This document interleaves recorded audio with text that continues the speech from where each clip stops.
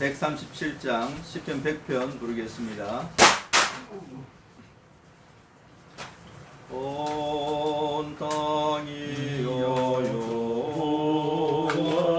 앞에 즐거이 찬송 부르라. 기쁨으로 여호와를 섬기며 나아갈지어다. 138장입니다. 알지어다. 여호와가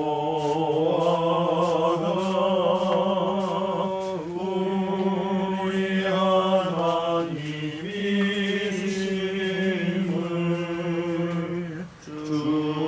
주리 지으신 자요. 우리는 주의 양이라. 우린 그의 백성이요 그의 기르는 양이라.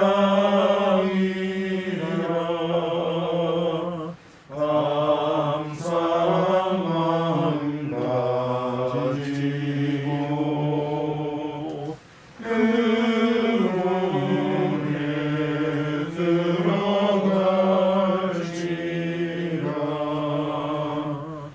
여호와의 궁전으로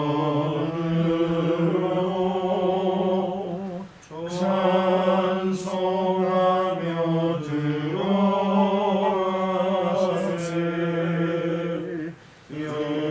주에게 감사드리며 그 이름 송축할지라.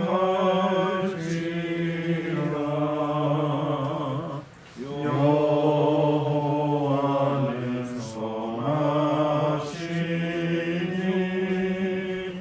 대저 그인 자하시니 영원하고 성실하니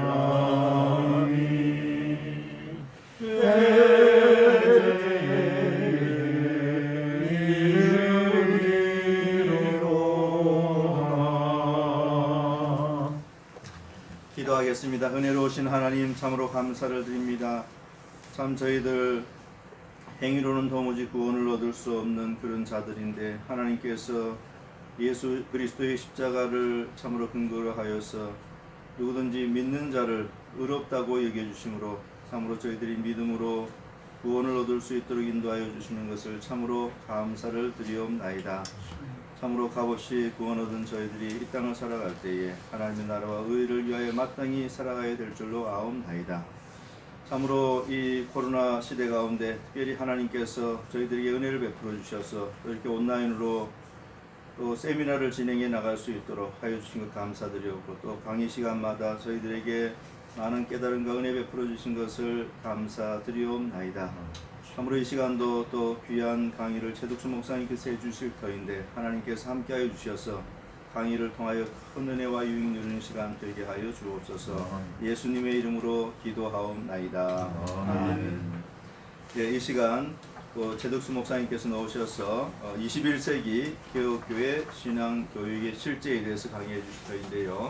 강사 목사님은 우리 본 연구원 실행 이사님으로 수고하고 계시고 현상교회를 담임하고 계십니다. 이제 나오셔서 강의해 주시겠습니다.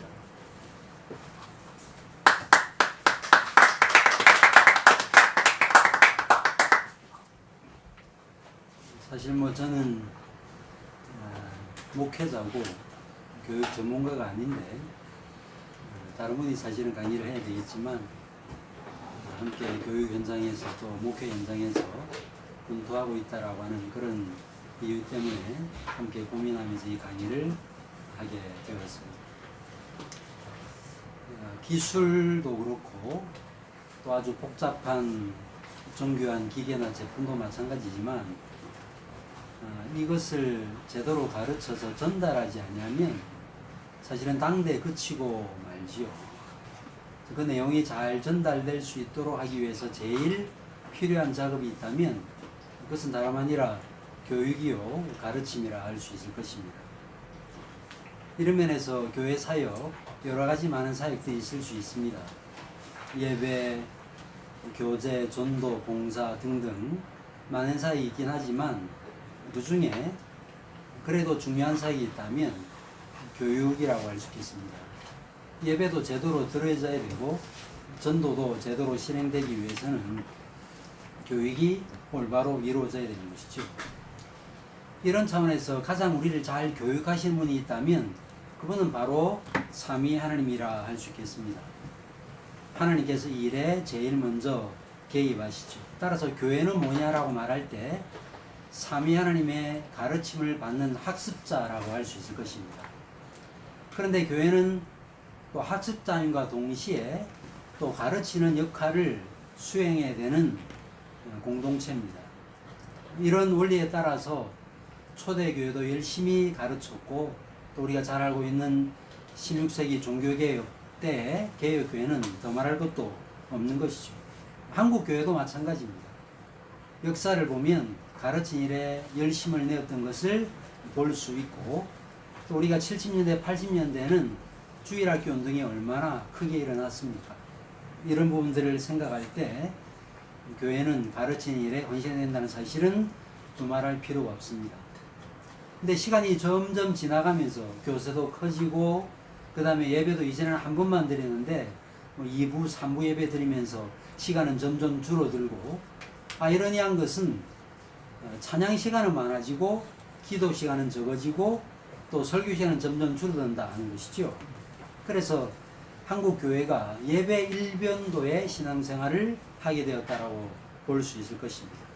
그리고 찬송이라고 하는 것이 정말 말씀에 대한 올바른 반응으로서의 찬송이라기보다 이 교인들의 이 거짓된 신앙의 정서를 끌어올리는 기도도 마찬가지죠. 제가 이전에 한번 어떤 세미나에 가가지고 우리 한국 교회 기도회를 조사를 했는데 기도할 때 음악이 동원되지 않는 상태에서 기도하는 교회를 찾아봤는데 100교회 중에 아마 한두 교회인가 되었던 것 같아요. 그래서 보통 기도를 하면 음악을 깔고 예전에 기도원 가면 막 북을 치고 그랬죠. 이런 것들이 다 뭐냐라고 말할 때 결국은 말씀에 대한 올바른 정서를 가지고 표현해야 되는 기도가 이게 거짓된 정서를 자극하는 그래서 그것을 한껏 끌어올리는 이런 식의 신앙생활을 하게 된 것입니다. 결국 그러다 보니까 하나님께서 우리를 구원하신 구원의 목적, 그 아들의 형상을 본받게 하도록 하기 위해서 우리를 구원하신 그 구원의 목적에 걸맞는 교회로서의 모습을 갖지 못하게 된 것이고 이런 이유는 결국은 교리적인 뼈대 없는 이 감정 중심의 신앙생활을 하게 된 것이 그 원인이라고 할 수 있을 것입니다. 그러다 보니까 우리가 잘 알고 있는 바대로 3월달에 신천지 사건도 일어나고 그 다음에 또 뭐 정광훈 목사를 비롯해서 요즘에 또 얼마나 교회들이 비난을 받고 있습니다. 받고 있습니까? 이 모든 것들이 다 무엇으로 인한 결과냐라고 말할 때 교회가 내용을 제대로 가르치고 전달하지 못한 그런 결과라고 할 수 있을 것입니다. 따라서 우리는 제대로 된 교육을 해야 할 것입니다. 이를 위해서는 저는 이제 특별히 16세기 개혁교회 전통을 배울 필요가 있다. 개혁된 교회는 어떠했는가? 그리고 21세기는 지금 어떤 상황 가운데 있는가? 그래서 벤치마킹 하듯이 그 제도나 그 원리를 그대로 다 갖다 쓸 수는 없겠지만 그러나 이 시대에 맞게 그 정신에 맞게 이 시대에 적용하는 것은 매우 필요한 일이다라고 저는 보고 그래서 제가 작은 글을 썼는데 제일 먼저는 칼뱅과 루터 교육에 대한 어떤 관심을 가졌는지 그리고 팔츠나 또 취리나 제네바 개혁된 교회는 실제로 어떻게 교육에 관심을 가졌는지 그리고 21세기에는 어떻게 이런 원리들을 적용해서 정말 가르치는 교회로서의 역할과 사명을 감당할 수 있을 것인지 살펴보려고 합니다. 루터와 칼뱅 이 두 사람은 참으로 종교개혁자인과 동시에 교육을 개혁했던 사람이라고 할 수 있겠습니다. 특별히 루터 같은 사람, 오직 믿음으로만 구원받는다라고 하는 이 분명한 교리를 우리에게 누구보다 더 분명하게 가르친 분이죠.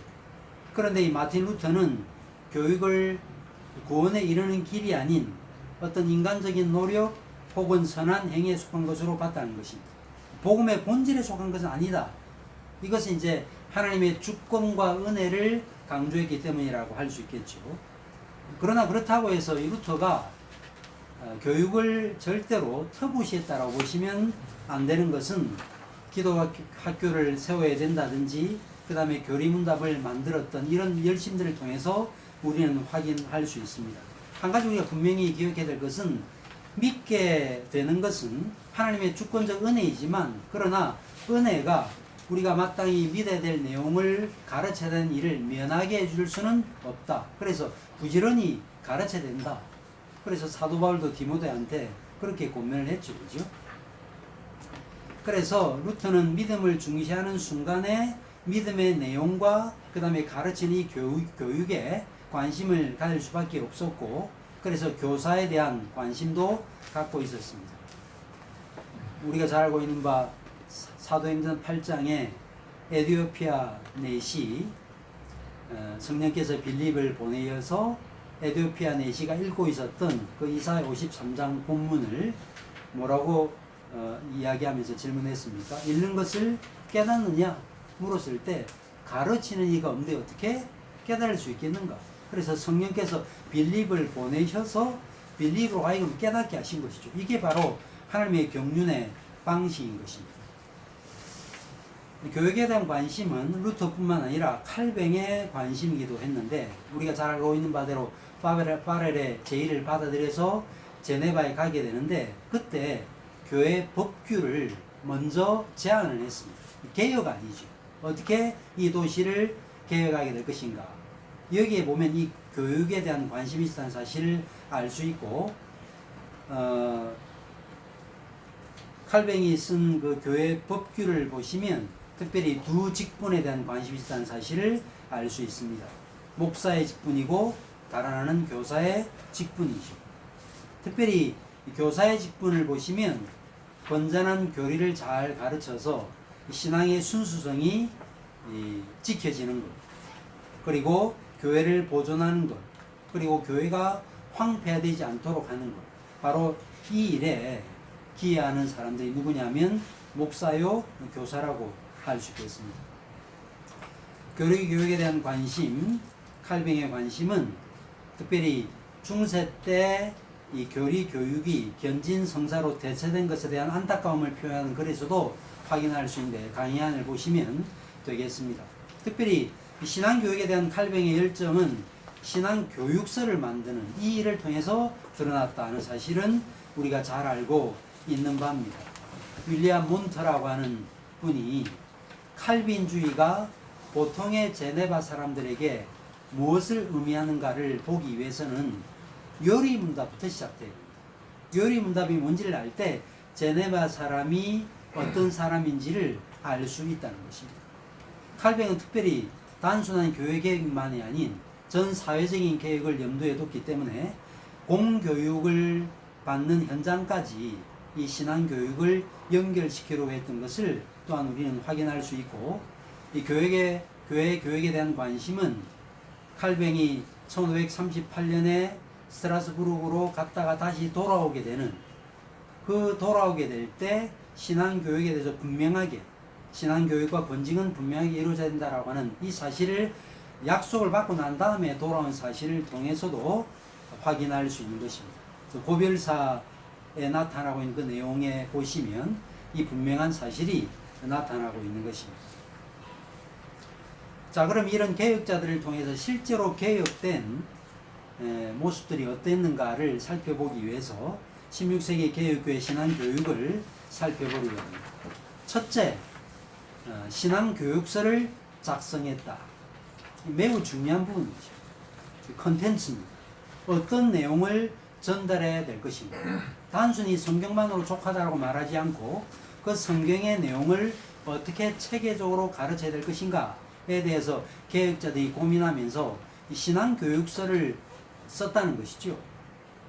그래서 신앙교육서는 단순한 지식의 전달의 차원을 넘어서는 신앙 정신을 유지하고 특별히 개혁된 교회를 상속할 수 있는 수단으로 봤다는 것입니다. 앞서도 정효 장로님이 강의를 했지만 이 좋은 내용들이 그냥 컨텐츠로만 남아 있어서는 아무런 힘을 발휘할 수 없습니다. 그것을 정말 잘 사용해서 하나님의 뜻을 드러낼 수 있도록 하기 위해서는 제대로 된 신앙 교육이 행해져야 이 좋은 재료들이 정말 교회를 세우는 좋은 내용이 될 수 있는 것이죠. 신앙 교육에 대한 관심은 쯔빙글레에게도 나타났습니다. 그래서 청소년 신앙 교육서를 출판하고 또 의회 승인을 얻어가지고 실제로 학교 개혁을 단행하는 이런 쯔빙글리의 모습을 볼 수 있습니다. 특별히 레오 유트라고 하는 이분, 대개 이제 개혁주의 진영에서는 가장 먼저 이 신앙 교육서를 집필한 인물로 알려져 있는데, 이분이 만든 이 신앙 교육서가 뭐냐면 벽보 신앙 교육서라는 거예요. 우리로 말하면 마치 무슨 달력 같은 거, 그림 같은 거 이런 거죠. 거기에다가 신앙의 내용을 적어 놓았습니다. 이게 바로 뭐냐면 이전의 성화를 대체하는 것이었습니다. 이전엔 성화를 걸었잖아요. 근데 아무래도 내용 자체가 뭐 부실하겠죠. 그래서 결국은 세 권의 공적 신앙 교육서를 작성하게 되는 것입니다. 1535년에 쥐리 총회가 다음해까지 신앙 교육서를 집필할 것을 주문을 하게 되고 레오 유트가 신앙 교육서를 만들어내게 되는 거죠. 이게 세 권이 뭐냐면 대유리 문답, 소유리 문답, 그 다음에 짧은 신앙 문답집입니다. 자, 쥐리 신앙 교육과 관련해서 또 하나의 인물을 불린 겁니다. 두 권의 책, 기독교 신앙의 요해, 그 다음에 성인들을 위한 신앙 교육서, 이 두 가지를 썼는데, 기독교 신앙 요해는 10가지 큰 신학의 주제를 가지고 101가지로 소주제로 다루었습니다. 그리고 이 성인들을 위한 신앙 교육서는 사실은 청소년들을 위한 교육서인데, 여기에는 또 한 7가지 정도 큰 신학적 주제를 가지고 294가지의 이 질문과 답변으로 구성되어 있습니다. 이런 내용들도 우리가 잘 좀 자료로 남겨놓으면, 물론 남아있지만 또 부대에 잘 전해주면 아마 큰 도움이 되지 않을까 싶습니다. 그래서 이런 노력들을 통해서 믿음과 삶이 계속해서 전수될 수 있도록 그들이 얼마나 애를 썼는가 하는 사실을 알 수 있고, 그 다음에 뭐 칼뱅의 신앙 고백서, 신앙 교육서, 특별히 제네바 요리 문답은 우리가 너무나 잘 알고 있는 내용이니까 넘어가도록 하겠습니다. 그 다음에 이 루터의 종교 개혁이 시작되고 난 다음에 이 팔츠의 선제후 프리드릭 3세가 이 일에도 관심을 가졌다는 사실을 교육사를 통해서 알 수 있습니다. 프리드릭 2세가 자녀를 두지를 못했거든요. 그래서 조카인 여기 오토 하인리라고 하는 사람이 선제후에 있었고, 오토 하인리가 죽고 난 다음에 그 다음에 프리드릭 3세가 등장을 하게 되었죠. 특별히 우리가 알고 있는 바대로 성만탄 논쟁이 있었고, 그로 인해서 여러 가지 많은 어려움들이 있었는데, 성만탄 논쟁으로 신학적인 혼란을 정리하고 그 다음에 카톨릭의 잔재를 완전히 정리해서 개혁교회를 지향하는 그런 방식, 이것을 소망했던 이 프리드리히 3세가 폴란드에서 온 우리시누스, 그리고 독일 사람이었던 올레비아누스, 이 두 사람과 함께 결국 우리가 잘 알고 있는 하이델베르크 요리문답을 만들게 된 것입니다. 근데 잘 보시면 이런 요리문답뿐만 아니라 교회법이 나왔습니다. 아까도 칼뱅 같은 경우에 이 신앙 법규, 교회 법규, 그것을 만들지 않았습니까? 저도 이제 이런 분들 보면서 참 어렵긴 한데, 그래서 교회 규약이라 그럴까, 교회 질서라 그럴까, 이런 것들을 만들어서 이런 내용들이 구체적으로 실현될 수 있도록 돕는 이런 차원에서 노력은 반드시 필요하다 하는 사실을 저는 생각하게 되었습니다. 그런 면에서 신앙교육이 어떻게 실행되었느냐 하는 것도 참 중요한 부분이라고 할 수 있겠습니다. 칼뱅이 요리문답을 어떻게 가르쳤는가? 사실은 루터의 요리문답보다 분량이 훨씬 더 많은데 이것들을 잘 나누어서 가르친 사실을 확인하게 되고 그 다음에 가르칠 뿐만 아니라 암송도 하게 하는 이런 방식으로 철저하게 신앙교육을 시켜서 그 다음에 성찬상으로 나아갈 수 있도록 했던 이것은 단지 이상이 아니었고 실제였다는 사실을 기억할 필요가 있습니다. 그리고 성인들에게도 똑같은 신앙교육을 시켰던 것이고 특별히 1557년에 자신의 신앙을 올바로 진술할 수 없었던 5명의 노인을 발견하게 되고 가정교사를 채용해서 결국은 공부를 시키는 이런 부분들도 우리는 확인할 수 있는 것입니다. 그래서 결국은 이 제네바라고 하는 도시가 정말 잘 개혁된 도시였다는 사실을 확인하게 되는 것이죠. 그 다음에 쥐리 같은 경우에도 우리가 살펴볼 필요가 있습니다. 쥐리에서도 시의회가 인정했던 신앙교육서, 아까 우리가 살펴봤던 쯔빙글이라든지 불링거라든지 이런 사람이 만들어 놓은 이 신앙고백서를, 이 신앙교육서를 부지런히 가르쳤습니다. 주일날 가르치고 주중에는 부모들도 가르치고 그 다음에 암송하게 하고 질문은 교사가, 대답은 그 다음에 암기를 해서 부모가 잘 할 수 있도록 도와주는 이런 일들을 했던 것을 볼 수 있습니다. 그 다음에 신앙교육은 8저에서도 아주 구체적으로 실현이 되었습니다. 그래서 우리가 잘 알고 있는 바대로 하이델베르크 요리문답은 129문으로 이루어져 있는데 9번으로 나누어서 10번째는 요약을 했습니다. 그런데 여기 흥미로운 것은 여기 10번째 주에는 회중 각자의 소명에 대한 성경 구절을 낭독했다고 되어 있죠, 강의 안에. 이게 무슨 내용이냐면 예를 들어서 부모들, 남편들, 아내들, 그 다음에 종들, 상전들. 그래서 성경에 종들아, 주인들아, 부모들아, 자녀들아, 바로 그 구절들을 실제로 그들이 다 읽도록 했던 것이고 낭독을 하도록 했어요.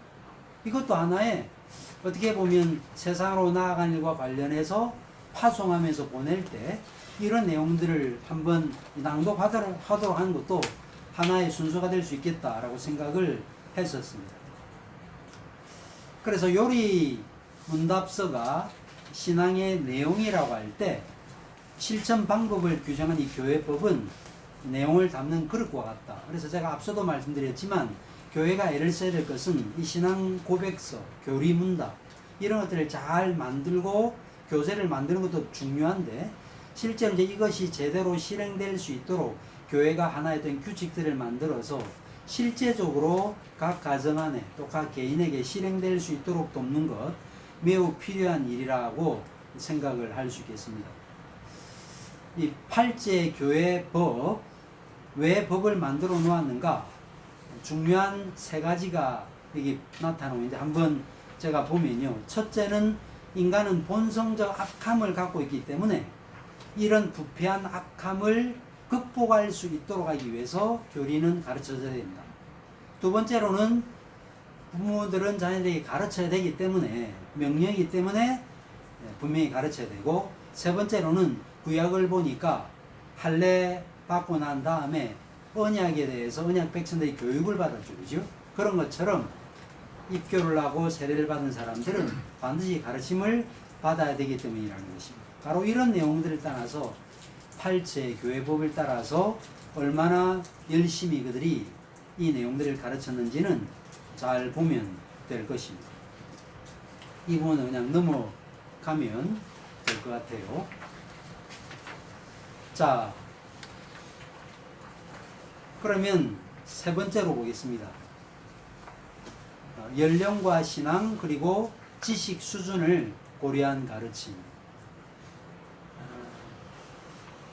보통 종교개혁 당시 교리적인 내용이 낭독이 되고 그 다음에 해설이 되었습니다. 낭독과 해설. 본인이 읽고 그 다음에 읽은 내용에 대한 해설이 뒤따랐습니다.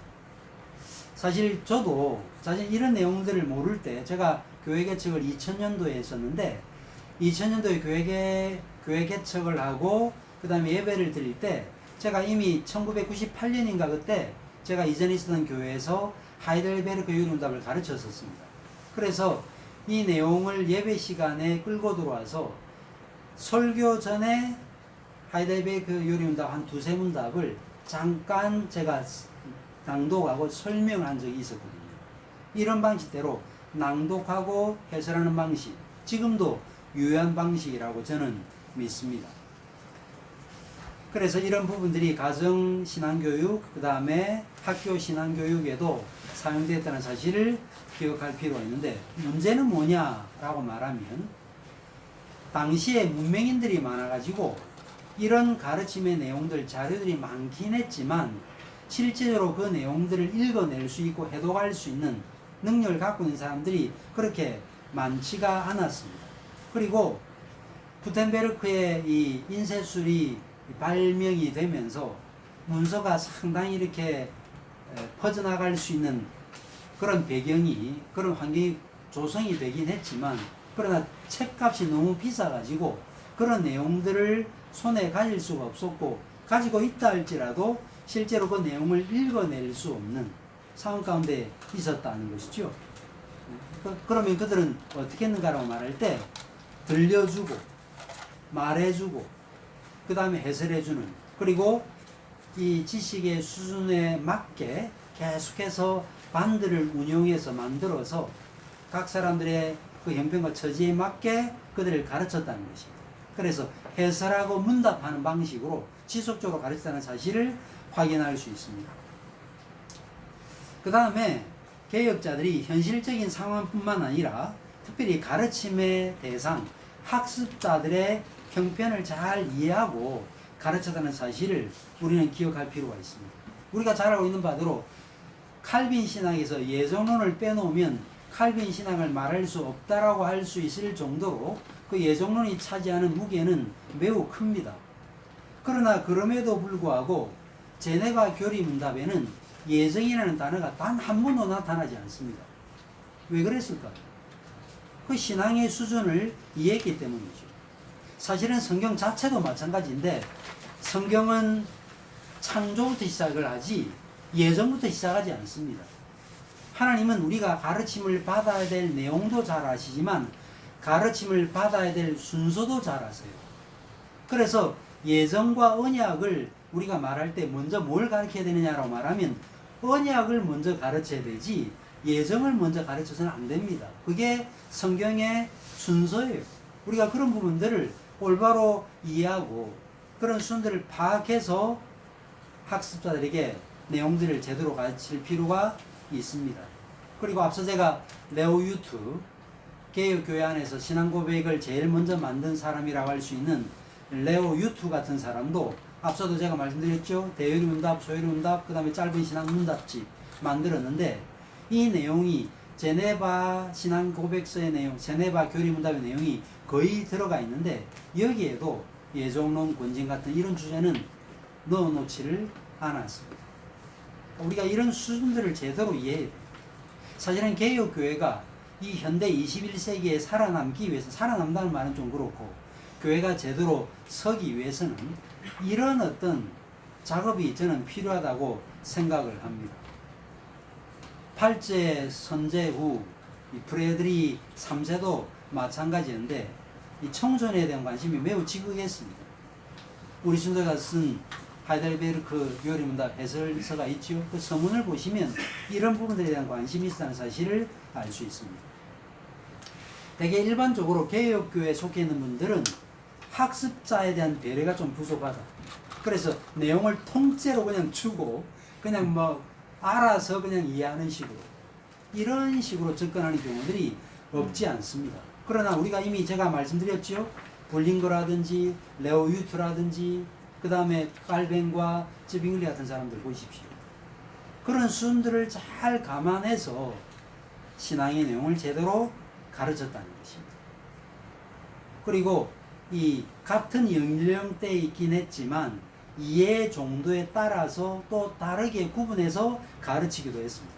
그래서 어떤 사람은 집중적으로 잘 가르쳤고 어떤 사람한테는 아주 천천히 가르치기도 했다는 것이죠. 이게 어떻게 보면 우리 종교개혁자들의 가르침의 노하우였다. 우리가 그런 것들을 노하우라는 말은 그렇지만 그런 어떤 탄력적으로 좀 수준들을 잘 감안해서 가르칠 필요가 있다 하는 것입니다. 사실 이제 이런 내용의 글들을 제가 이렇게 적은 것은 합신의 이제 노르마타라고 하는 책을 출간했는데 그때 이제 합신 교수 세 분, 안상학 교수는 이제 제네바 교회, 그 다음에 박상문 교수님은 쭈리에서 학위를 했죠. 박상문 교수님은 이제 쭈리 교회, 그 다음에 이난규 교수님은 팔츠, 다 전공자들인데, 그래서 제가 그 책의 도움을 받았고, 그 책을 쭉 읽으면서 제가 아이디어를 얻은 거예요. 그거를 제가 요약을 했다고 보시면 되겠습니다. 이런 내용의 기초에서 21세기 우리 개혁교회 교육의 실제에 대해서 살펴보려고 합니다. 신앙교육의 내용이 뭐냐라고 말하면 크게 말하면 성경과 교리라고 할 수 있겠습니다. 그래서 성경을 가르쳐야 된다는 것 너무나 당연한 말이죠. 우리가 잘 알고 있는 바대로 교훈과 책망과 바르게 함과 의로 교육하기에 유익한 책이 바로 모든 성경이라고 토타 스크립투라라고 분명히 말씀했기 때문입니다. 그래서 성경을 당연히 가르쳐야 할 것입니다. 그런데 성경을 처음부터 끝까지 이렇게 쭉 가르친다는 것은 참 쉽지 않고 길을 잃어버리기가 쉽습니다. 너무나 내용이 방대해서 성경 자체를 어린아이들에게, 특별히 지적 수준이 높지 않은 사람들에게 가르친다는 것은 쉽지 않습니다. 그러나 그럼에도 불구하고 성경 자체가 뭘 말하려고 하는가에 대한 이 전체 교리는 분명히 가르칠 필요가 있지요. 그런 면에서 우리가 교리의 도움을 받는 것입니다. 그래서 오직 성경 중요합니다.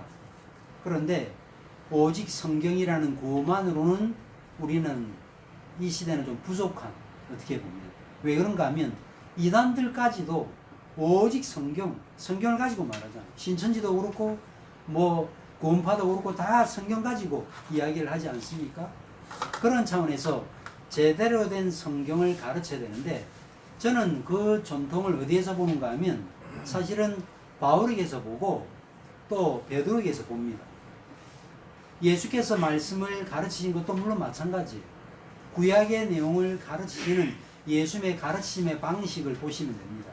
요한복음을 읽어보시면 주님께서 어떻게 구약을 풀어 가르쳤는지, 어떻게 이사야 6장의 내용들을 강설했는지 알 수 있죠. 그 다음에 사도 베드로를 보면 어떻게 시편 16편, 시편 또 110편 또 웨일스 2장을 가지고 어떻게 이 성령 강림 사건의 의미를 해석했는지 알 수 있죠. 그 다음에 바울이 갈라디아서 3장 4장 같은 데 보시면 어떻게 율법을 이해하고 어떻게 언약을 이해해야 될 것인지를 우리는 알 수 있습니다. 그래서 창세기의 내용, 예를 들어서 뭐 하갈과 이스마엘을 내쫓은 그런 사건, 그 다음에 그런 사건이 일어나게 될 때 사라의 말을 들으라고 하는 하나님의 말씀을 듣고 실제로 그 일을 실행한 사건의 의미가 뭔지 내러티브로 나타나는 그 내용을 교리적으로 신학적으로 정리해서 가르쳤던 사람들이 누구냐? 바로 사도들이었습니다. 이런 면에서 교리라고 하는 게 사실은 발전되어진 어떤 과정 안에서 이런 어떤 아이디어가 있어서 우리에게 전달된 것이 아니고 사실은 성경 자체가 그 내용들을 말하고 있다 하는 것입니다. 그래서 우리 종교개혁자들은 교리는 메인 아이디어다. 사실은 성경이 우리에게 주어질 때 하나님의 예정과 작정이라고 하는 것이 하나님의 마음 안에 있었던 것이죠. 그게 바로 교리입니다. 그게 펼쳐진 게 바로 성경이라고 할 수 있다는 것입니다. 그런 면에서 우리는 교리에 대해서 반감을 가질 이유가 없습니다. 무슨 교리냐? 성경이면 족하지. 결코 그렇지 않다는 것입니다. 그래서 교리는 성경의 요약이요, 성경에 축출된 핵심 진리라고 할 수 있습니다. 제가 오늘 올 때 커피를 좀 만들어 왔습니다. 제가 로스팅을 하거든요. 그래서 뭐 에스프레소 정도는 아니지만 조금 제가 진하게 내려왔는데 그걸 가지고 이제 점심 식사 후에 제가 먹으려고 가져왔습니다. 마치 그와 같은 거죠. 커피 원두에서 나온 것입니다. 커피가 아니라고 할 수 없죠. 마찬가지라는 것이죠. 교리도 성경 그 자체에서 나온 것이라는 사실을 생각하면 우리가 교리를 가르치는 것은 성경을 가르치는 것과 다른 것이 아니라는 것을 기억할 필요가 있습니다. 교리는 성경을 이해하고 믿음의 내용을 구체적으로 진술하고 또 이단들의 공격으로부터 지켜줄 수 있는 매우 유익한 것이라는 사실을 기억해야 될 것입니다. 따라서 이 시대는 어떤 시대인가? 무엇을 믿습니까? 성경을 믿습니까? 믿습니다. 그러면 다 우리 동지가 될 수 있는가? 그럴 수 없는 것이죠. 그래서 성경을 무엇으로 믿습니까? 성경을 하나님의 말씀으로 믿습니다. 그것으로도 만족할 수 없어요. 그 무엇을 무엇으로 믿습니까? 성경을 무엇으로 믿습니까? 하나님의 말씀으로 믿습니다. 하나님의 말씀으로 믿는다는 것이 무엇입니까? 라고 물어야 되는 거죠. 왜? 성경 하나님의 말씀이 된다 하는 것과 성경의 말씀이 될 수 있다는 것과 성경 하나님의 말씀이다라고 하는 것은 분명히 다르거든요. 이런 면에서 교리는 분명히 필요하다 하는 것입니다. 자, 그럼 이 내용들을 어떻게 잘 가르쳐야 되는가라고 할 때 신앙교육의 주체로서 교회, 가정, 학교 얼마나 중요한지 모르겠습니다. 우리 주님께서 가르치고 전파하시고 그 다음에 치유하셨죠. 그런데 치유사역은 예수께서 이루시는 일에 대한 하나의 표적, 가르치는 사인에 불과하죠.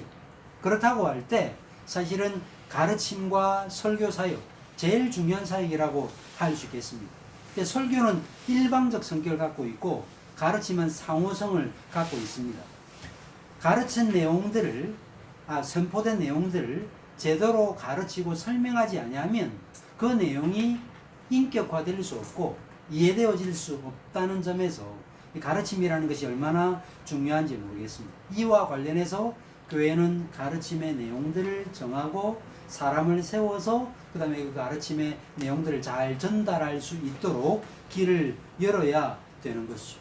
이런 일과 관련해서 사실은 제일 앞장서야 될 사람이 누구냐라고 말하면 다름 아니라 목사요, 장로라고 할 수 있겠습니다. 목사는 뭐 당연하죠. 말씀을 선포하고 가르침과 관련해서 제일 좋은 모본을 보여줘야 될 사람이 목사라고 할 수 있겠습니다. 그런데 이런 일에 누구도 수정되어야 되는가 하면 장로님도 수정되어야 되는 거죠.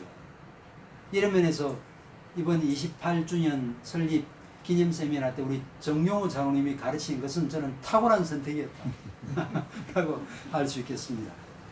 그래서 어떤 사람이 장로가 되어야 되느냐라고 할 때 잘 가르치는 장로라고 했죠.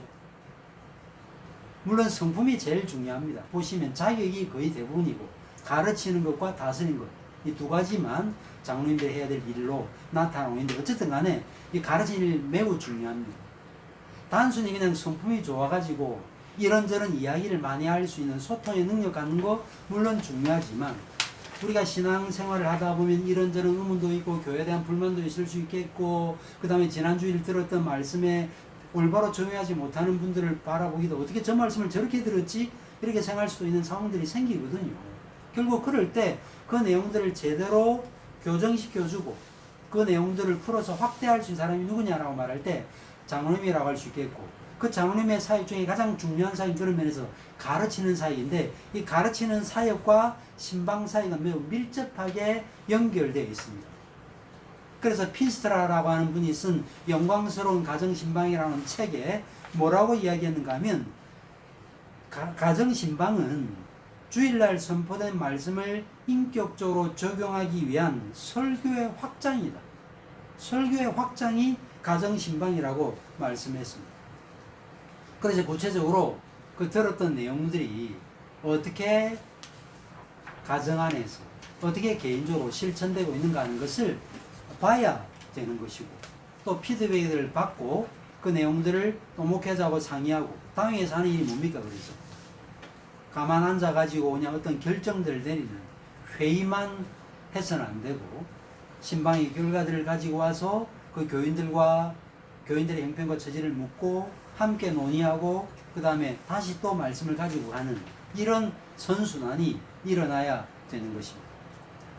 그런데 이런 일과 관련해서 목사와 장로들도 물론 일을 해야 되지만 사실은 목사와 장로만이 아닙니다. 집사님들도 이런 일에 가담해야 돼요. 사도행전 6장을 보면 거기에는 집사라고는 되어 있지 않죠. 일꾼이라고 되어 있죠. 그죠? 7사람을 세웠지 않습니까? 7사람, 스데반, 빌립, 브로고노 뭐 등등 나타나고 있는데 사도행전 7장에 스데반의 설교가 나타나죠. 사도행전 8장에 빌립의 전도가 나타나요. 그러니까 그때 집사님들도 얼마나 말씀을 잘 가르쳤는지를 보여주는 것입니다. 그래서 구제도 그냥 궁일의 마음을 가지고 구제해서는 안 되고 그 사람의 형편과 처지를 알고 게으르면 권면을 해야 됩니다. 디모데전서에 나타나고 있죠. 게으른 자는 권면하고 책망해야 됩니다. 이런 면에서 집사님도 이런 가르침의 능력을 가지고 있어야 되는데 이런 교회가 되어줘야 된다는 것을 잘 보여주는 모범이 구약교회고 또 신약교회입니다. 구약교회에서 레위 사람들은 제사 직무에만 수행했던, 제사 직무에만 가담했던 사람들이 아니었습니다. 그래서 느헤미야서를 읽어보시면 에스라와 백성을 가르치는 레위 사람들이 백성을 가르치는 레위 사람이라고 했어요. 48성읍에 흩어져 살았잖아요. 그들이 뭐 했겠습니까? 1년에 3번 성인들이 예루살렘에 갔을 건데 그럼 안식일날 뭐 집에 있었겠습니까? 그렇지 않죠. 미크라 코데시라고 말해서 성회로 모였던 거죠. 모여서 뭐 했겠습니까? 율법을 강론하고 율법을 가르쳤을 것입니다. 이러면서 회당의 기원이 언제냐라고 말할 때 뭐 포로 후기다 뭐 그렇게 이야기를 하는데 저는 그렇게 생각하지 않고 사실은 이미 구약 성경 자체가 이미 교회가 태동될 때 이미 이런 개념, 다시 말해서 뭐 기도 처소라고 할 수도 있겠고 아니면 지금 말하면 지교회 형태의 모임들이 있었다는 것을 기억해야 할 것입니다. 신약교회도 마찬가지죠. 안디옥 교회를 보시면 잘 알 수 있습니다. 신앙교육과 관계에서 빼놓을 수 없는 교육의 주체는 가정이라고 할 수 있겠습니다. 저는 가정에 대한 관심이 참 많습니다. 근데 샬롯 메이슨이라고 하는 그 영국의 그 기독교 교육학자가 그 여성 신학자가 있는 거고 교육학자가 있는데 그분이 어떤 이야기를 했는가 하면 교육에서 중요한 것은 분위기다. 물론 교육자, 학습자, 그 다음에 컨텐츠, 교육의 내용 이게 보통 교육의 3요소라고 이야기를 하는데 사실은 어떻게 보면 4요소가 좋겠다고 생각합니다. 가정 분위기가 매우 중요해요. 근데 가정 분위기는 어떻게 형성되는가라고 말할 때 신앙 인격과 경건 생활이에요. 부모님의 신앙 인격, 그 다음에 어떻게 경건 생활을 하는가 하는 것이 사실은 가정의 분위기 전체라고 할 수 있겠습니다. 이러면서 부모의 역할 정말 3번, 4번 아무리 강조해도 지나치지 않습니다. 그래서 루터는 가정과 부모의 역할이 사실은 교회와 사제 역할보다 훨씬 더 중요하게 봤습니다. 사실 성경도 그렇죠. 우리가 잘 알고 있는 바대로 교육의 대헌장인 신명기 6장에도 교육의 주체는 누구라 그래요? 부모라고 분명히 말씀하고 있습니다. 이 사실은 루터도 대교리 문답에서 잘 언급을 했습니다. 그래서 부모가 항상 어떻게 하도록 되어 있습니까? 우리가 잘 알고 있는 바대로 학습 교리 문답을 하는 현장에 가도록 되어 있고 그 내용들을 잘 전수를 받고 또 집에 와서 자녀들에게 가르치도록 되어 있는 것이죠. 이뿐만 아니라 이 신앙의 내용이 삶으로 드러나도록 하기 위해서 미간에 붙이고 손목에 메고 그 다음에 또 바깥 문에 기록도 하고 그렇게 하도록 만들었던 것입니다. 제가 청교도에 대한 관심을 이전에 좀 가지면서 뭐 계획주의 설교연구원 덕분이라고 할 수 있겠고 하여튼 신학교에서 공부하면서 제가 어떤 책을 그 책을 청교도에 관한 책인데 제가 사진을 본 적이 있거든요. 그게 어떤 사진가 하면 시계에다가 세월을 아끼라. 그 다음에 국자 자루에다가 죄 싹슨 사망이다. 그게 다 뭡니까? 신앙의 내용이 삶으로 드러나야 된다. 이런 노력들이 있었다는 사실을 생각하면 지금은 더 말할 것도 없죠. 그래서 가정이 뭐냐라고 말할 때 가정은 하나님의 말씀이 선포되는 작은 회당이 되어져야 되고 그 다음에 그 말씀이 어떻게 들려지고 그 다음에 실천되고 있는지를 살피는 그런 장이 되어져야 되는 것입니다. 그래서 조엘 비키 목사님이 쓴 책 중에 조엘 비키의 교회에서의 가정이라는 그 책이 있어요. 그 책에 보면 누가복음 8장 18절 말씀, 너희가 말씀을 어떻게 듣는가 삼가라. 그 말씀이 실제로 어떻게 자녀들이 그 말씀을 듣고 이해하고 실천했는지를 보라는 것입니다. 그런 차원에서 부모의 역할은 얼마나 중요한지 모르겠습니다. 그 다음에 종교개혁자들이 가졌던 또 하나의 관심은 학교에 대한 관심이었습니다. 우리가 잘 아는 제네바 아카데미 잘 아시죠? 학교에 대한 관심이 매우 컸습니다. 특별히 이 세속 교육도 신앙교육이라고 하는 큰 우산 아래에 있는 곳으로 봤습니다. 신앙교육을 하나의 어떤 종교적인 내용을 가리키는 것으로만 이해하지 않았다는 것입니다. 그래서 직업을 가지고 세상에서 살아가는 그런 삶의 과정 안에서 기독교적 가치를 가지고 살아갈 수 있도록 돕는 그런 일과 관련해서 학교 역할이 얼마나 중요한지를 그들은 잘 알고 있었습니다. 그런 면에서 저는 오늘날 특별히 코로나19 시대 앞으로는 더 말할 것도 없습니다. 이 기독교 대안학교를 저는 반드시 세워야 된다고 봅니다. 저도 그런 차원에서 사실은 저희 교회도 2013년인가요? 그때 토요학교를 제가 보면서 토요학교를 시작했고 그 다음에 한 5년 정도 지나고 난 다음에 저희가 여름 때 캠프를 해가지고 기독학교를 2주 동안 기독학교를 똑같이 해봤습니다. 그리고 난 다음에 작년 가을에 임시적이지만 실제로 아이들을 공교육에서 빼와서 기독학교를 시작을 했습니다. 작년 가을. 그리고 올 초에 공동회의를 거쳐서 기독대안학교, 현산기독학교, 현산크리스찬스쿨을 실제로 만들어서 지금 아이들을 가르치고 있습니다. 서구개혁교회가 그렇게 하잖아요. 훅소매 같은 사람도 이제 일반 총론과 관계해서 좀 입장이 달라지고 해서 교단이 나누기도 하고 그 다음에 또 교단들이 나누어지기도 했지만 제가 알기로 그랜드 레피즈 같은 경우에도 교단이 나누어지기도 했지만 학교는 함께합니다. 지금도 그러고 있거든요. 이러면서 우리는 이런 부분들을 실제로 고민해야 된다고 생각하고 사실은 한국 그 초기 선교사들이 미션 스쿨을 세우긴 했지만 그들은 교회를 세우기 위함이었다기보다 사실은 선교적인 차원에서 병원도 세우고 학교도 만들었기 때문에 특별히 지금은 어떻게 보면 미션 스쿨은 용도 폐기되었다고 볼 수 있습니다. 잘 알고 계십니다. 더 이상 미션 스쿨을 통해서 신앙교육을 한다는 그것은 가능한 일이 아니죠. 근데 이제 이런 일과 관련해서 제가 이제 학부모들과 여러 대화를 하면 아이들 공교육에서 빼서 기독대안학교를 하는 것을 매우 어려워하는 분들을 볼 수 있습니다. 지나친 권위가 그에게 그 공교육에 주어진 거죠. 그래서 공교육에 안 보내면 안 되는 것으로 생각하지만 사실은 공교육이 시작된 것은 19세기 정도였거든요. 프랑스 혁명, 1789년에 프랑스 혁명이 일어나면서 자연스럽게 국가가 사회를 통제하는 그런 시스템 안에서 공교육이 만들어진 것이지 사실은 그 전에는 다 교회가 가정이 자녀들을 가르쳤습니다.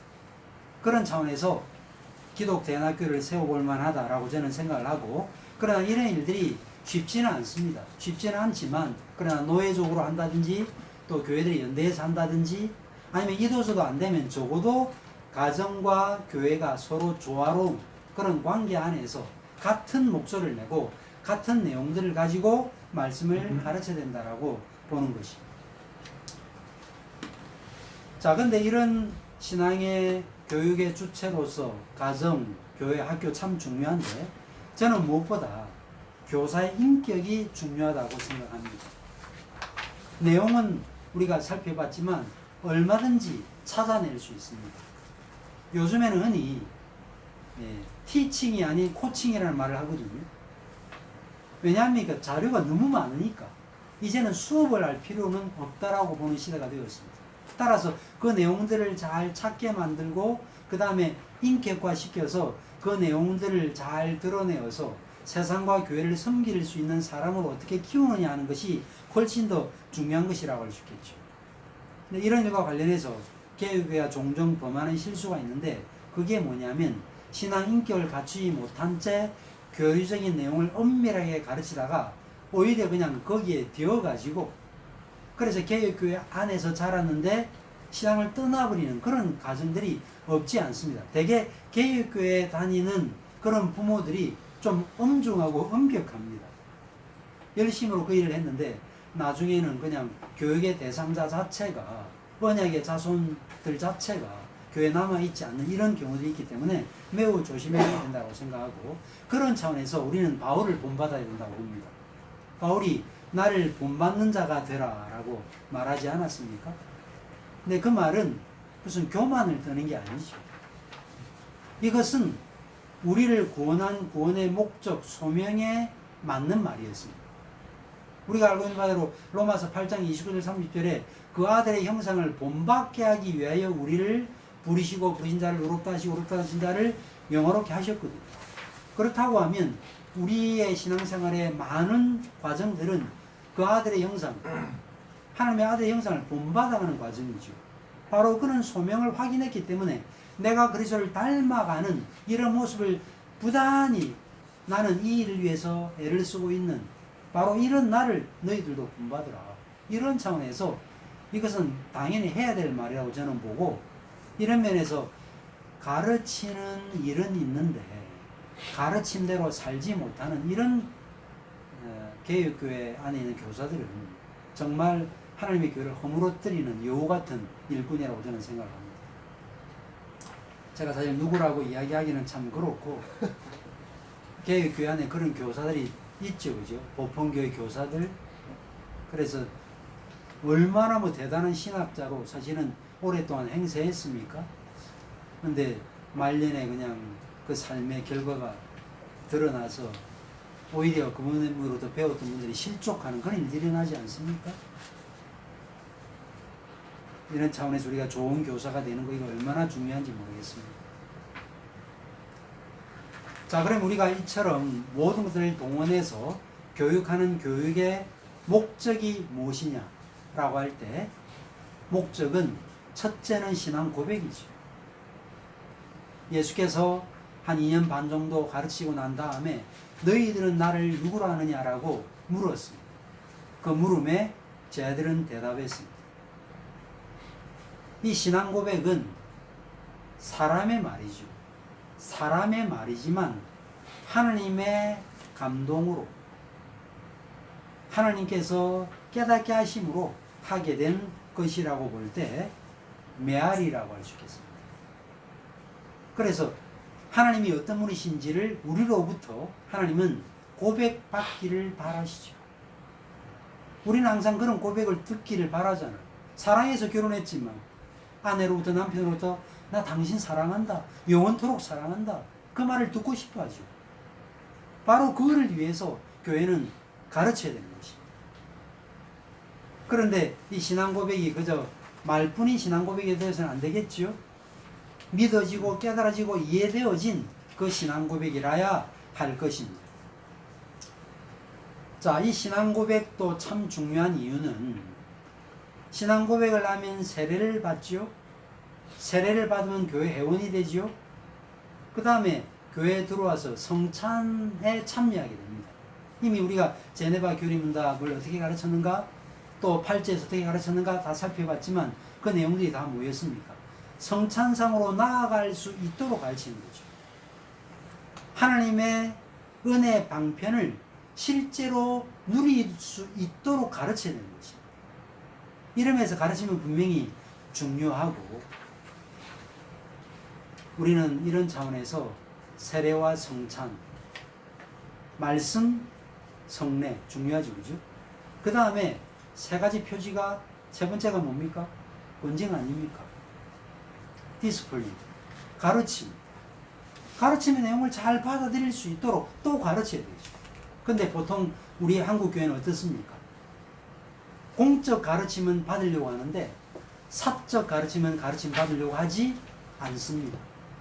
교훈과 책망과 바르게 함과 위로 교육하여 유익하다라고 고백은 하지만 실제적으로 실천적으로 권면을 하면 권면을 받아들이지를 않아요. 저는 교회 개척을 하면서 그런 이야기를 자주 했습니다. 성도의 교세를 하는 이유는 사실은 이 가르침의 내용, 특별히 책망의 내용이 인격적으로 사실은 사람들에게 전달될 수 있도록 하기 위한 하나의 통로라고 할 수 있다.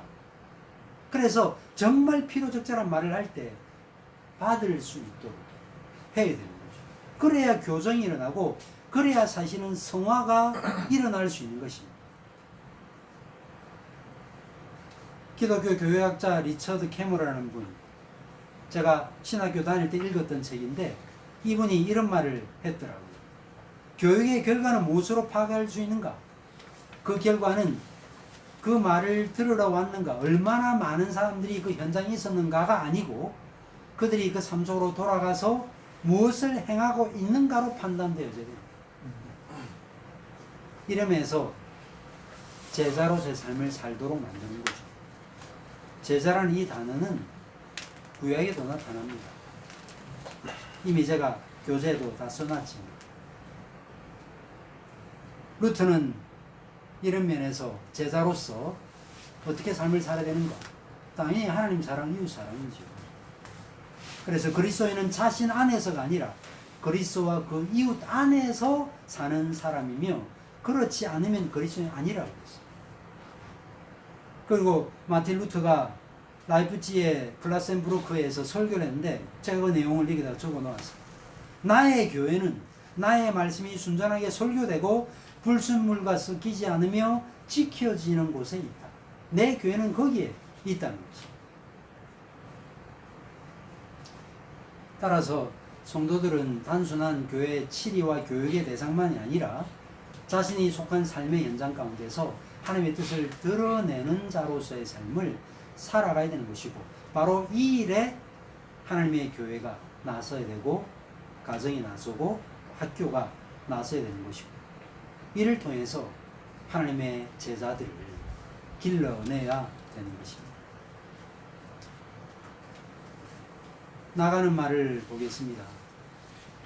우리가 계속해서 우리가 세미나를 열면서 한결까지 강조하시는 내용들이 다 뭐냐면 본질은 바뀌지 않았다는 거죠. 본질은 바뀌지 않았다.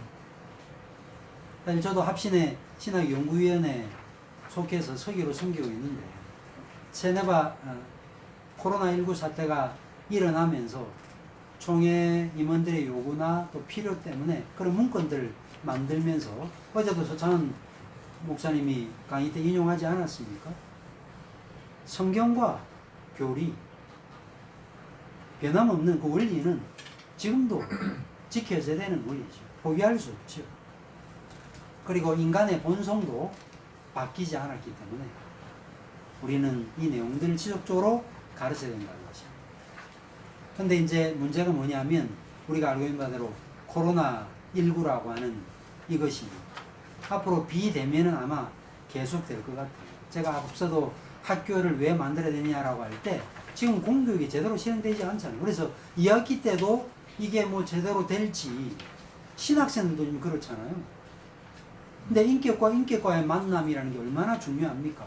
우리는 적어도 이 물리적인 존재죠. 시간과 공간 안에 제약을 받고 있는 존재이기 때문에 물론 그것을 넘어설 수 있는 그런 수단들 우리가 100분 활용해야 되겠지만 그러나 사실은 소규모로 하나님의 말씀을 가르칠 수 있는 그런 현장들을 우리가 만들어가는 일에는 마음을 쏟아야 되는 것입니다.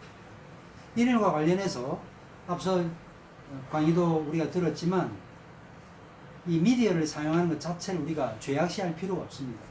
사도 바울이 얼굴을 대하지 못했을 때 편지를 썼잖아요. 얼굴을 대하지 못하니까 어떻게 되겠습니까? 전화하고 문자하고 그 다음에 요즘에 화상 채팅 프로그램이나 아니면 실제로 이렇게 줌과 같은 프로그램을 가지고 가르쳐야 되는 것입니다. 그러나 기억해야 될 것은 이것들은 하나의 수단일 뿐 본질은 아니다. 본질은 항상 지켜야 됩니다. 그래서 종교육자들이 신앙교육서를 집필하고 그 다음에 그 신앙교육서를 잘 만들기 위해서 교회 법규를 만들고 그 다음에 장로님들을 통해서 교사들 통해서 실제로 가르치고 그 다음에 얼마나 부지런히 신방했습니까? 리차드 백스터를 비롯해서 얼마나 신앙의 사람들이 애를 썼습니까? 패스트가 돌았을 때 물린 것 같은 사람들, 쩌빈 걸기 같은 사람들 얼마나 열심히 환우들을 찾아다니면서 말씀을 전했습니까? 위로했습니까? 그런 일들을 해야 된다는 것이죠. 그리고 이런 차원에서 개혁교회는 지금도 그런 일들을 해야 될 뿐만 아니라 이런 일들을 할 수 있는 자료들, 우리가 앞에 살펴본 그런 컨텐츠들 같은 거 만들어야 돼요. 배포해야 됩니다. 그리고 설교도 잘 들을 수 있도록 설교 질문지를 만들고, 저도 그렇게 하거든요. 질문지 만들어서 쓰도록 하고, 초등학교 3학년, 4학년짜리도요, 어른들 정도의 내용들을 씁니다. 실제로 그래요. 그래서 공예배 다 참여시키고, 그 다음에 가정 예배서를 만들고, 아이들 같은 경우에도 설교 시간에 저는 그렇게 가르칩니다. 대개 이제 아이들이 잘 안 들리니까 엄마들이 다른 책이나 그 다음에 크레용 같은 거 가지고 이렇게 그리게 만들거든요. 제가 그렇게 하지 마십시오. 하나님이라고 하는 단어가 들리면 체크를 몇 번 하라, 발을 정자를 몇 번 쓴다든지 졸도록 하시면 안 됩니다. 깨어있는 이성을 가지고 말씀을 듣도록 이렇게 가르쳐야 되는 것입니다. 교재 개발도 하시고요. 그리고 자기 이 주도 학습형 기독대안학교, 제가 왜 이제 이 내용을 좀 말씀을 드리는가 하면, 저도 이제 고민을 많이 했고, 일반적으로 기독대안학교들이 만들어지기는 하는데 시간이 지나면 어떻게 돼버려요? 사고라든지 이상하게 돼버리든지 문을 닫아버립니다. 왜 그런가 하면 사실은 돈 문제입니다. 교사들이 많으니까 페이를 제대로 지급해야 되는데 제대로 된 페이를 지급해야 교육의 내용이 좋지 않습니까? 근데 그렇게 하지 못하거든요. 그런 면에서 자기 주도 학습형 기독대안학교, 교사가 많이 필요 없습니다. 저희 교회 그렇게 하거든요. 그렇게 해서 아이들을 얼마든지 컨텐츠에 접근할 수 있도록 하고, 스스로 진도표를 만들고 계획을 세워서 공부할 수 있도록 하고, 그렇게 하면 얼마든지 하나님 원하시는 아름다운 교회도 세우고 가정도 세우고 언약의 사람들을 가르칠 수 있는 것입니다. 신앙 성장이라고 하는 것은 교육을 통해서 가능합니다. 우리가 알고 있는 바대로 영생이 무엇입니까? 유일하신 참 하나님과 그의 보내신 자 예수 그리스도를 아는 것이라고 그랬죠. 아는 것보다 더 중요한 것이 없죠. 어떻게 알게 할 수 있습니까? 가르쳐야 되는 것이죠. 바로 이 일을 위해서 교회와 가정과 학교가 나서야 됩니다. 그리고 이를 위해서 우리가 교회 법규도 만들고 질서도 만들어서 구체적으로 이 일들이 실행될 수 있도록 해야 됩니다. 그러면 건강한 교회를 만들 수 있고 건강한 교회를 후대들에게 상소할 수 있다라고 저는 믿습니다. 기도하겠습니다. 부족한 사람이 교회 교육에 대해서 정리한 내용들을 전달했습니다. 이미 성경 안에, 이미 교회 역사 안에 하나님께서 좋은 내용들을 두셨고 그 내용들을 따라 교회를 이루고 가정을 이루고 또 학교를 이루었던 신앙의 선배들이 있고 지금도 그렇게 신앙의 내용들을 지켜가는 몸부림과 투쟁들이 있습니다. 하나님 아버지, 우리 한국교회를 주께서 불쌍히 여기시기를 간절히 원합니다. 오늘날 조국교회 형편을 바라볼 때 얼마나 핍절하고 얼마나 가슴이 아픈지요. 이러저러한 일로 교회가 세상의 지탄의 대상이 되는 이런 과정 가운데 하나님이 원하시는 아름다운 교회의 모습이 무엇인지를 우리가 말씀을 통해서 잘 가르침 받아서 적절하게 이 교육을 실행해서 하나님께서 받으심직한 또 참으로 성화되어지는 그러한 귀한 교회를 만들고 또한 언약의 자손들을 이 땅 가운데 잘 가르쳐서 하나님의 나라가 이 땅 가운데 확장되고 드러나는 그러한 귀한 역사가 나타날 수 있도록 은혜 베풀어 주시옵소서. 모든 말씀 구주 예수 그리스도 이름으로 기도하옵나이다. 아멘. 네, 귀한 강의에 감사를 드립니다. 이제 오전 강의는 다 마쳤습니다. 12시부터 이제 점심 식사 시간이고요. 오후 2시까지입니다. 2시에 다시 뵙도록 하고, 그 다음에 2시부터 총신대학교 양현표 교수님의 강의가 있습니다. 네, 식사하시고요. 2시에 다시 뵙도록 하겠습니다. 이상입니다. 아이고, 수고했습니다.